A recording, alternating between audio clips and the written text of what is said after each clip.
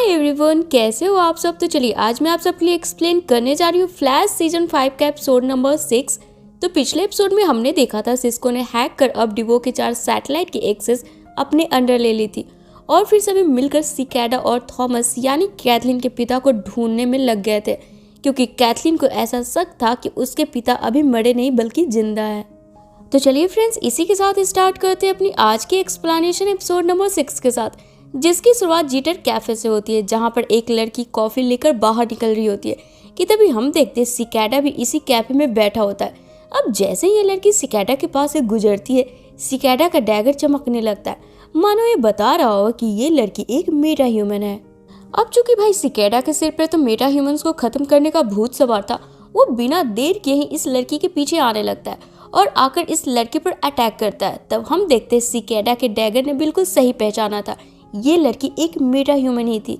जहां पर हम देखते हैं ये लड़की पहले तो अपने बचाव में अपने हाथ से निकले तेज धार वाले मेटल से सिकैडा के पेट पर अटैक कर इसे घायल कर देती है।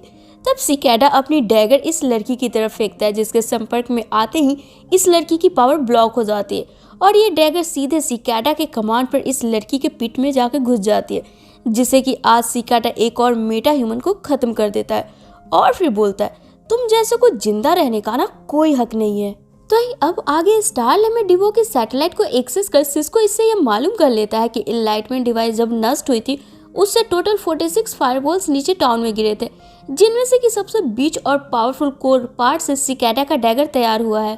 क्योंकि सिकैडा के डैगर पिछली मेटाटेक यानी कि स्पेंसर की फोन से कई गुना ज्यादा पावरफुल है, तभी तो सिकैडा के खंजर से लगे घाव के कारण सिस्को को उससे रिकवर होने में इतना वक्त लग रहा है। जिसके बाद अब पूरी फ्लैश टीम इतना क्लू हासिल कर अपने आगे के काम में लग जाती है, जहां पर सेरलक, आइरिस और नोरा टाउन में 46 जगहों पर जहां भी फायरबॉल्स गिरे थे वहां पर कोड किस जगह पर गिरा ये ढूंढने निकल पड़ते हैं। तो वहीं डिब्नी जोय के घर सेसिल के साथ गवर्नमेंट हॉस्पिटल के इंचार्ज के पास जाने के लिए, जिसने कि इनलाइटमेंट वाली रात को सभी घायल लोगों को एडमिट किया था ताकि इन्हें वहां पर घायल लोगों की रिकॉर्ड मिल सके और ये सिकैडा को आसानी से ढूंढ सके। तो इधर बचे बैरी, कैथलीन और सिस्को थॉमस को ढूंढने के लिए मिले आखिरी क्लू, जो कि कैथलीन की मॉम की नॉर्थ साइड वाली साइट, जिसे कि सालों पहले ही बंद कर दिया गया था। अब ये तीनों ब्रीच मशीन के जरिए वहां पर पहुंचते हैं जहां पर बहुत बर्फ पड़ रही होती है। वहीं पर इन्हें तेनहॉर साइट का बिल्डिंग दिखता है, जिसके अंदर जाने पर इसे एक रिसर्च लैब दिखती है और तभी यहाँ पर इन्हें कैथलीन के डैड थॉमस दिखाई पड़ते हैं, जो कि इसी बिल्डिंग में होता है, जिसे देख कैथलीन काफी खुश हो जाती है और अपने डैड को गले से लगा लेती है। तब थॉमस भी खुश होते हुए बोलता है, फाइनली इतने सालों बाद तुमने मुझे आखिरकार ढूंढ ही निकाला। अब यहाँ थॉमस बताता है कि वो बैरी और सिस्को को भी जानता है, क्योंकि जब थॉमस पहली बार इस साइट पर कुछ रिसर्च के सिलसिले में आया था, यहाँ पर डॉक्टर हैरिसन वेल भी आया था। तब स्टार लैब उतना फेमस नहीं हुआ करता था, तभी से हैरिसन ने स्टार लैब में लगे सिक्योरिटी कैमरा का एक्सेस यहाँ से जोड़ दिया था और वो यहाँ से जाने से पहले उसे ऑफ करना भूल गए। तभी से थॉमस हर रोज पूरी फ्लैश टीम को यहाँ से देखता आया है, पर इसके पास इन सभी से कनेक्ट करने का कोई रास्ता नहीं था। थॉमस बस एक लाचार बाप की तरह अपनी बेटी को देखा करता था। आगे थॉमस बताता है कि इसे एक बीमारी हो गई थी जो कि बाहरी दुनिया के लिए खतरनाक था। इसको मेंटल डिसऑर्डर भी उस बीमारी से लग गया था। उसी के क्योर यानी कि इलाज के सिलसिले में थॉमस इस साइट से सभी साइंटिस्ट को वापस भेजकर खुद अकेले यहाँ पर क्वारंटाइन हो गया था। और जब थॉमस को लगा कि उसे अपनी बीमारी को रोकने की क्योर मिल गई है, वो जैसे इस साइट से बाहर निकलने की कोशिश करी, तब थॉमस को पता चला इस साइट को बाहर से सील कर दिया गया है। यहाँ से आने जाने के सभी रास्ते तक को बंद कर दिया गया है और करीब 20 सालों से मैं यहीं पर कैद हूँ। जिसे सुन कैथलीन बोलती है, इस साइट को सील करने की ऑथोरिटी तो सिर्फ मॉम के पास थी, आखिर उन्होंने आपके साथ ऐसा क्यों किया होगा? बाहर की दुनिया में आपके डेथ सर्टिफिकेट तक वो बना चुकी है। सभी को ऐसा लगता है कि आपने सुसाइड कर ली थी इस साइट पर। जिसे सुन थॉमस मायूस हो जाता है, जिसे देख अब कैथलीन थॉमस से कुछ और पूछताछ करने के बजाय अपने डैड को इस जगह से वापस ले जाने का मन बना लेती है। आगे ये चारों मीन्स की कैथलीन, बैरी, सिस्को और थॉमस ब्रीच मशीन के जरिए स्टार लैब लौट आते हैं। तब थॉमस काफी खुश होता है बाहर की दुनिया को देखकर। तब यहाँ पर बैरी कैथलीन को आइडिया देता है कि इन दोनों बाप बेटी को एक साथ वक्त गुजारना चाहिए। जिसे सुन कैथलीन अपने डैड थॉमस को लेकर वॉक पर चली जाती है। तब हम सिस्को को देखते, उसे थॉमस के द्वारा सुनाई स्टोरी पर डाउट होता है। तो इधर जब थॉमस और कैथलीन साथ में वॉक पर होते हैं, दोनों पुरानी बातों को याद कर काफी खुश हो रहे होते हैं, कि तभी यहाँ पर अचानक से थॉमस के सीने में दर्द होने लगती है और वो गिरकर वहीं पर बेहोश हो जाता है, जिसके पल्स चेक करने के लिए कैथलीन जैसे ही थॉमस के बाजू को ऊपर करती है, तब कैथलीन देखती है थॉमस का पूरा हाथ बर्फ की तरह जमा हुआ है, जिसे लेकर अब कैथलीन स्टार लैब पहुंचती है। और जब थॉमस को होश आता है, वो अपने बगल में कैथलीन को देखकर बोलता है, तुम्हें मेरी बीमारी का पता चल गया। जवाब में कैथलीन बताती है, हाँ, ये जो भी बीमारी है आपके टेस्ट रिपोर्ट के मुताबिक धीरे धीरे आपके पूरे बॉडी में बढ़ रही है। जिसे सुन अब थॉमस बताता है, हाँ, इसी बीमारी के इलाज के खातिर मैं उस साइट पर गया था और अपने रिसर्च से बनाए क्रोजेनिक जेन थेरेपी को मैंने तुम्हारे डीएनए में बचपन में ही डाल दिया था, ताकि तुम्हारी बॉडी पर इसके रिएक्शन से मैं अपना इलाज ढूंढ सकूं। जिसे सुनकर सिस्को दंग रह जाता और थॉमस से बोलता है, आप बोल रहे हो कि आपने कैथलीन की बॉडी में कियोन यानी कि किलर फ्रोस्ट वाली एबिलिटी डाल दी ताकि आप अपना इलाज कर सके। जिसे कैथलीन चुप करा देती है, ये बोलकर कि थॉमस कैथलीन के पिता है, इन्होंने कुछ सोच समझकर ही कुछ किया होगा।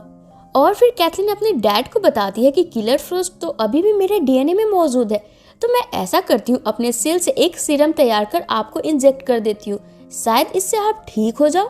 तब यहाँ न चाहते हुए भी सिस्को कैथलीन की मदद करने को तैयार हो जाता है सीरम बनाने में, क्योंकि फ्रेंड्स ये बात तो अब तक फ्लैश सीजन 5 तक में हमने अच्छे से समझ ही ली थी कि सिस्को अपने दोस्तों से कितना प्यार और उनकी परवाह करता है। तो दूसरी तरफ अब हमें हॉस्पिटल में दिखाया जाता है, जिस हॉस्पिटल की नर्स सिकैडा की मदद किया करती थी इसके जख्मों पर मलहम लगाकर। यहाँ पर सिकैडा अपने घाव पर पट्टी लगवाने पहुंचता है, जो कि एपिसोड के शुरुआत में उस मेटा ह्यूमन लड़की ने सिकैडा के पेट पर दी थी अपने तेजधार मेटल से। तो इधर शेरलॉक, नोरा और आइरिस पूरी सिटी छान मारने के बाद नदी के किनारे पहुंचते। तब यहाँ आइरिस बोलती है, क्या पता कोर पानी में गिरा होगा। जिसे सुनकर अब नोरा फौरन ही अपनी मॉम के इंस्ट्रक्शन पर कि कैसे इसे पानी पर कंट्रोल पाना है, नोरा नदी के भीतर कोर ढूंढने में लग जाती है। वहीं अब वापस से हम स्टार लैब में सिस्को को देखते हैं, जिसके अंदर थॉमस को लेकर 1000 क्वेश्चन चल रहे होते हैं कि तभी यहाँ सिस्को अपने आसपास किसी को ना देख चुपके से ब्रीच मशीन के जरिए वापस से उसी जगह पर पहुंचता है जहां से इन्होंने थॉमस को लाया था। वहां एक टेबल से टच होने पर सिस्को को वाइब होता है कि थॉमस अपने चेहरे से कुछ निकालकर एक कंटेनर में डाल रहा है, जिसे जब सिस्को खोलकर देखता है तो उसमें बहुत सारे स्किन ग्राफ्ट होते हैं। तो फ्रेंड्स, स्किन ग्राफ्ट को अगर सिंपल लैंग्वेज में कहे तो एक किस्म का केचुल जो कि बर्फ से बनी थी, जिसे लेकर सिस्को वापस लौट आता और कैथलीन को इस स्किन ग्राफ्ट को दिखाते हुए बताता है कि वो तुम्हारे डैड नहीं है, ये कुछ तो है जो हम सबसे छिपा रहे हैं। तब यहाँ थॉमस आकर अपने सीने पर जमे बर्फ को दिखाते हुए बोलता है, तुम्हें कोई गलत फहमी हो रही है, ये देखो मेरी बीमारी सीने तक पहुंच चुकी है और यहीं से निकले स्किन ग्राफ्ट तुम्हें मिले हैं। अब ये सुन कैथलीन सिस्को पर वापस से गुस्सा कर यहाँ से जाने बोलती है, ये बोलकर कि कैथलीन पहले भी अपने डैड को खो चुकी है, इस बार वो अपने डैड को नहीं खो सकती। जिसे सुन सिस्को यहाँ से जाने लगता है। तब बैरी भी सिस्को के पीछे आकर बोलता है, आखिर बात क्या है, इन छोटी मोटी चीजों की वजह से तुम थॉमस पर शक नहीं कर सकते हो। जवाब में सिस्को बोलता है, इतना भावनाओं में बहना बंद करके एक सीएसआई की तरह सोचो और कैथलीन को भी समझाओ प्लीज।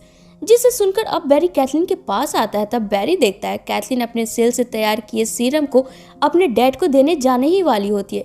जिसे बैरी अब समझाता है ये सीरम थॉमस को देने से पहले कैथलीन को पूरी तरीके से थॉमस की जांच पड़ताल कर लेनी चाहिए। आखिरकार सिस्को को हमसे झूठ बोलने से मिलेगा क्या, और सिस्को को डाउट हुआ है, इसका मतलब कुछ तो गड़बड़ जरूर है। जिस पर अब कैथलीन बैरी की बात मान जैसे थॉमस से बात करने पहुंचती है, वो देखती है थॉमस इनकी ये सारी बातें सुन रहा होता है और हंसते हुए बोलता है, मानना पड़ेगा तुम्हारे दोस्त तो बहुत ही स्मार्ट निकले। और फिर यहाँ थॉमस अपनी दूसरी पर्सनालिटी आइसिल, जैसे कि कैथलीन किलर फ्रोस्ट बन जाया करती थी वैसे ही थॉमस आइसिल बनकर अपनी मुंह से ठंडी हवा निकालकर इन तीनों को बेहोश कर कैथलीन द्वारा बनाए सीरम को लेकर यहाँ से भाग निकलता है। अब आगे जैसे बैरी, सिस्को और कैथलीन को होश आता है, ये लोग आइसिल की कोल्ड टेम्परेचर को अपने सैटेलाइट से स्कैन कर इसकी लोकेशन का पता कर लेते हैं, जो कि इस वक्त डीओडी बिल्डिंग में होता है। तब यहाँ आइरिस, शेरलॉक और नोरा भी अपना काम खत्म कर लौट आते हैं और आइसिल की लोकेशन मिलते ही फ्लैश और एक्सेस सबसे पहले डीओडी बिल्डिंग में पहुंचते हैं, जहां पर आइसिल इस हॉल में मौजूद एसी की टेम्परेचर 0 डिग्री कर देता है, जिससे कि बढ़ते ठंड के कारण फ्लैश और एक्सेस की पावर स्लो पड़ जाती है। और तभी आप ब्रीच मशीन के जरिए कैथलीन और सिस्को भी पहुंचते हैं, पर ये सभी ठंड के कारण जमने लगते हैं। पर चूंकि कैथलीन के अंदर किलर फ्रोस्ट अभी भी मौजूद थी, इस 0 डिग्री टेम्परेचर से कैथलीन को कोई फर्क नहीं पड़ रहा होता है।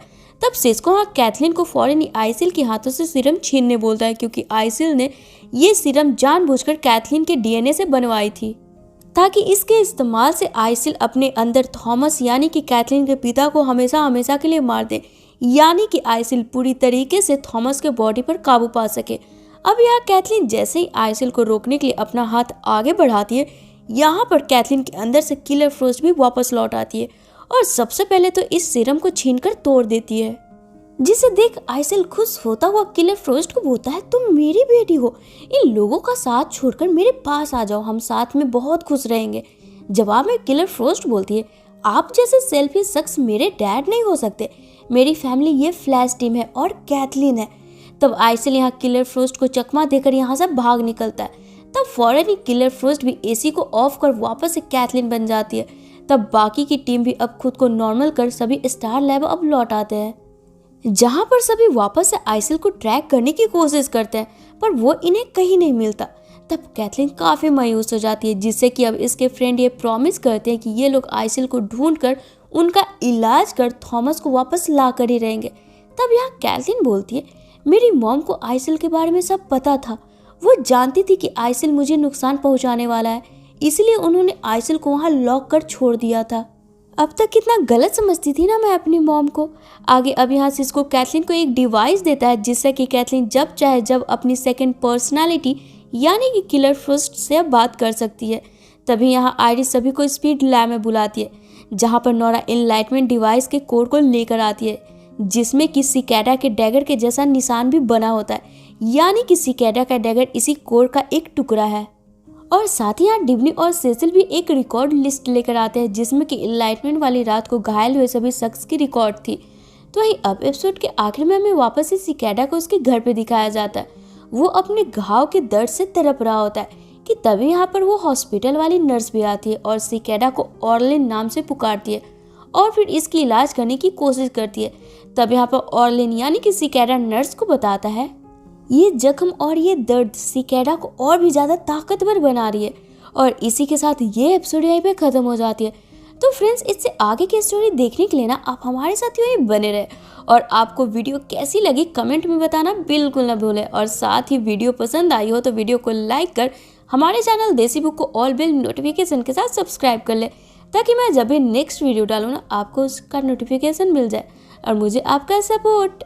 और साथ ही फ्रेंड्स, आप सबकी रिक्वेस्ट पे हमारे चैनल पे एरो सीरीज को भी वापस से कंटिन्यू कर दिया गया है शाम वाले टाइम में, तो उसे भी देखना बिल्कुल ना भूले। तो चलिए फ्रेंड्स, फिर मिलते हैं अपने नेक्स्ट वीडियो में। Till then take care and bye bye.